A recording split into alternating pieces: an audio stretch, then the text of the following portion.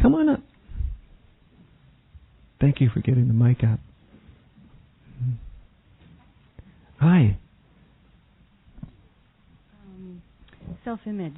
Self-image. Difficult. I'm kind of in a kind of blah place with a lot of this, and a blah place with a lot of this.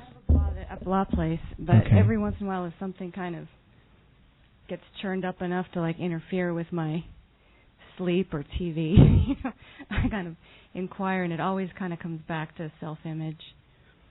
And when something impacts the way you see or feel about yourself. Yeah, and even if there's like nothing in my life, because I'm like pretty withdrawn from it, like stuff will come up from the past even, and it's got a charge to it, and I take it down, and it's self-image, and it's and I can kind of take the charge out by like letting go of the self-image I'm trying to protect and kind of looking at it more honestly. Yeah. And so in a sense, maybe there's a new self-image that's more in line with what actually happened or something like that. Mm-hmm. That could go on forever. It could. Circumstance by circumstance. And, I'm wondering if there's something else to do with self-image. Yeah, it depends on how you want to approach all this, but since you asked it the way you did, we'll just go for the deeper approach. Okay. It's not the only approach, but it's the deeper approach is, we can have lots of self-images we don't even know we have until they're evoked, right? Mm-hmm. Right. And then you have a self-image. It's interesting, the word we use. It's almost, I've always thought the word self-image was like a kind of confession. Image. Image. Yeah. Okay, my self-image. Mm-hmm. My little picture I have of myself up in my head. Mm-hmm. Yeah, that's funny because I think as far as I remember, I existed before I had this thing called a self-image. Whether it was at 3 years old or 2 years old or somehow like it's not like you started to exist when you had a self-image. You existed without it, and then you got this thing called self-awareness, right, which is like this reflecting capacity of consciousness. So you could look back upon yourself, and you got so. You just didn't know what to do with what the Buddha saw, which is you reflect upon yourself and there's actually nothing there, that you start creating an image to look at. Mm. And everyone around you is more than happy to help you create it by saying you're good or you're bad, or you wear some nice clothes and they're like, oh, that's lovely. And so you get an image. Okay, I guess I'm lovely when I look lovely. Mm-hmm. But apparently when I look terrible, I'm not so good. So that, so we get all these images that form around us. Mm-hmm. The way people behave to us, especially when we're young, can impact that image very profoundly. Yeah. So we often go from, at least in our culture, from bad self-image to the attempt to have a good self-image. Which if you're going to live in the world of images, better to have a good self-image, right, than a bad one, obviously. Right. It's much more comfortable. But even if you have a good one, still, the whole world is a threat to the image. Yeah, it's defending it where the charge comes in. Isn't it the case? Yeah. Defending it. Right. Yeah, right. So when you look for yourself upon your own authority, as I like to say, so you're not trying to copy what anybody else does, so let me ask you the first question. Are you an image? No. Okay. Something in you knows that, doesn't intrinsically. Mm-hmm. You just we just know. We don't even have to reflect a whole lot. There's something more to me than even the image I have of myself. Right? There's something more there. But there's something odd when you look inside, when you look past your image. Something odd that's there that almost nobody wants to really confess. When we look past our image, there's really not a better image behind it. No, and I mean, and I can take it to just imaging. Yes, but it's all images. Right. Right. I mean, I can meditate and close my eye and I image the whole room. Yes. And the world it's in. Yes. Even with my eyes closed, like right. Your mind does that location, too. The location thing, yeah. Right. Right. Right. Yeah. So your mind has that capacity. Mm-hmm. But all your if none of your images are you, aren't you as you, whatever you are, whatever that is. Mm-hmm. Do you know what I mean? Yep, I can feel it. Okay. right? Yeah. The funny thing is, the truth of us, the truth of you, is the one thing you can't make an image out of. Mm-hmm. You can't make an image, because as soon as you make an image out of it, you can look at the image and just know intrinsically, nope, that's not it. It's not that. It's not an image.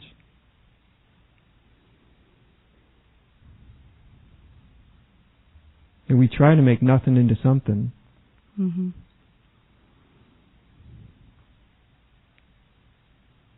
But what we all have to deal with is before the image is no image at all.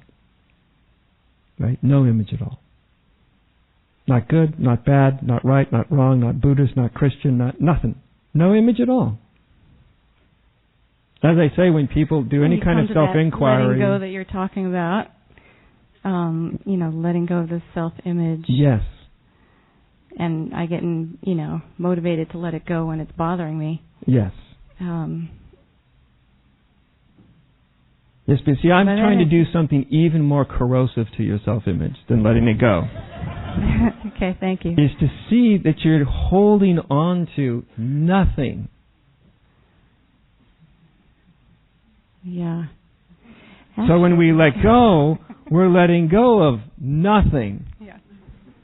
It's like when you wake up in the middle of the night from a dream, right? You wake up and you go, wow, somehow I let go of my dream. Now what did I let go of? Oh, not much, I actually. forgot about this. I saw this. I saw that it was nothing.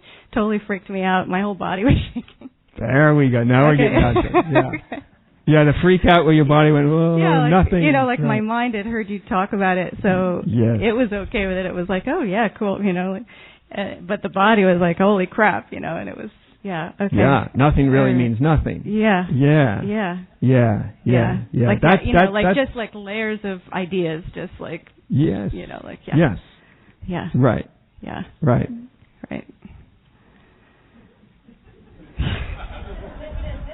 That's that void thing I was talking about, right? The unknown, right? It's an idea until all of a sudden it starts to become sort of viscerally real. Right. And then something goes like, whoa, I'm not so sure. Yeah. Because I don't know myself there. So after that, there was this no in my gut that I felt kind of for years. I'd be... Of course saying, you did. I'm willing, and I could hear this, no, you're not, no. And, so nothing felt sincere, kind of, right. So I just, and then, somebody I bumped into could kind of, see that no, and kind of described it as, he was being stared down by that no. Mm-hmm. And he just kind of told it, you're not going to be annihilated, you're just going on vacation, and somehow that worked, So that no's not there. That I'm aware of at the moment toward any of this, but the interest, just the interest in following that up, following up the no image, the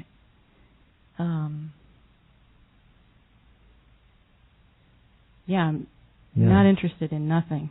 Okay. Then you have the image. Right. The image of nothing, you mean? Right. Then I have the image, right. Yeah, then you have whatever self-image you have. Okay. If I don't like nothing, if I don't want to deal with that, if I don't really want to come to a reckoning with that, that's fine. There's no problem with that. But then what you have is a constantly changing, forming image that needs to defend itself. Right. Yeah, that just makes me want to vomit. That's right. Right. That's why all the motivations are there for wonderful Buddhistic enlightenment. All right. Because illusion ultimately doesn't feel very good. Mm-hmm. It really doesn't feel very good. No. So all I'm trying to do is just remind you. We'll just start there. Is you can have the image and you can get in that place where you're trying to let go and let go and let go because your image gets threatened, or feels put upon or whatever, and you can try to let it go. And that becomes, it's well-intentioned, but it becomes its own kind of dance.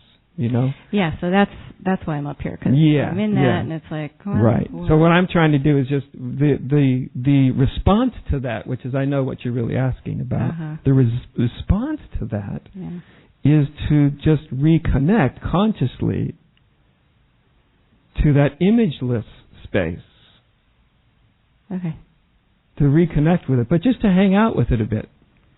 Okay. Because, you can kind of look at nothingness, and it's almost like you're looking into it, and there's nothing there, and there's no one to be, and all that. It doesn't look like a party. In other words, it doesn't look great. Right. Or if you really just join with it, before you know it, you're looking from it, and that's totally different. Looking from emptiness is completely different than looking at it. Do you know what I mean? Yeah. It's the difference between like looking at your eyes and looking from your eyes. Right. Looking at your eyes, all there is a pair of eyes. Looking from your eyes, you encompass untold millions of universes in a single glance when you look up into the night sky. It's a totally different thing. Okay. So it's just kind of coming back to that, just touching in with it. You know? Yeah. And seeing what happens. It's just like an experiment, right? It's like, what happens to my image when I also open to an imageless experience of myself having no particular image? Yeah. Right? That's helpful, because I've been just changing the image to match the circumstance instead of, doing that other piece, so... Yeah. Thanks. Well, I told you I was going to go for the deeper. There's lots of ways you can, lots of levels you can encounter this same phenomenon, of course. Right. Yeah. Thanks, that was helpful. All right, you're welcome. I'm glad. We've got 3 minutes. That's plenty of time. Come on up.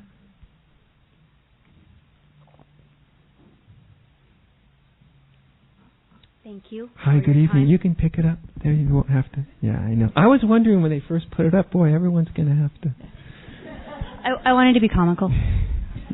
I wanted to say thank you for the reminder to, maybe I'm going to reframe letting go as surrendering. Yeah, that's what it is.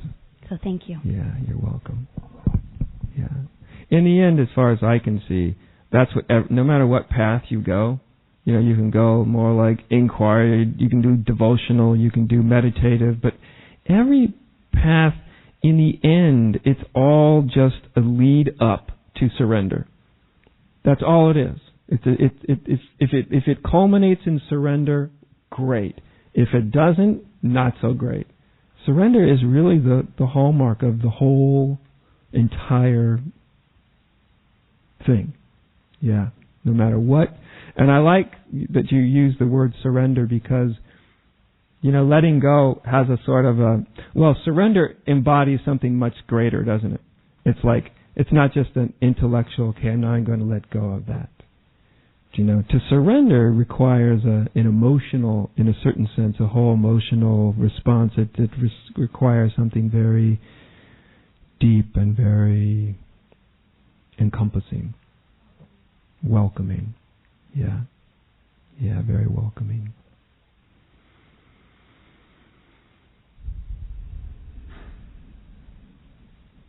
Which is another great explanation of what something as simple as meditation is. If you look at it, if you saw it in that context, it's nice and clean.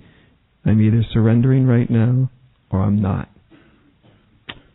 And if I'm not, that's no problem. Just ask yourself, and how is it working out for me? See, when you take the judgment away from everything, you just take the judgment and throw it over your shoulder, then you can you're not trying to do something because you think you should. You're looking for yourself, and you can ask yourself, how is it working for me not to surrender? Is it making me happy? Am I delighted with this? How is it working out for me? If you think I should be surrendering, you bypass that step. And often it's when we really see this just doesn't work. This lack of surrender doesn't work for me. Nor does it work for anybody else around me. Is so important.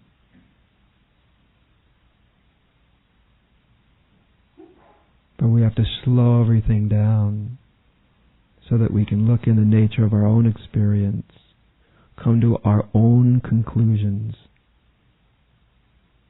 because that's what evokes the deepest response within us all.